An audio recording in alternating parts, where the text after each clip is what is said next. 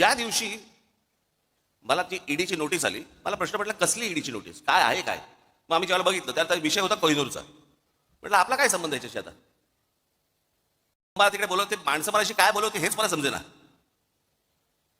की त्यांच्याकडे तुम्हाला पैसे आले पण तुम्ही त्यांचे पैसे काय, मला काय कळत नव्हतं. म्हटलं काय झालं. बरं जे पैसे आले त्याच्यावरती आम्ही टॅक्स भरला, टॅक्स भरून तो गेला. सगळ्यांनाच टॅक्स भरला आणि तो गेला. ती जी कंपनी होती त्याच्यामध्ये टॅक्स भरला, त्या कंपनीने तिकडे टॅक्स भरला, त्यातनं आम्ही बाहेर पडलो. मला ज्या वेळेला ती गोष्ट आली त्यावेळेला मी त्याला इन्क्वायरी केली, आमच्या सीएला बोलवलं. म्हटलं काय नेमकं काय झालं सांग मला. तो बोलला तुमच्यातला एक जो पार्टनर आहे, तुम्ही जो टॅक्स भरलात त्या कंपनीत, त्या पार्टनरने तो टॅक्स इन्कम टॅक्सला भरलाच नाही, तो ते पैसे तुमचे बाहेरच्या बाहेर वापरले. तर प्रत्येकाने आपापला टॅक्स परत भरून टाकला. कोण जाईल झंझटीत.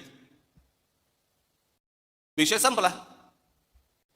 आता एवढ्याशा गोष्टीसाठी राज ठाकरे ईडीला घाबरला आणि मोदींची स्तुती करायला लागला. मला काय देणं घेणं त्या गोष्टींची.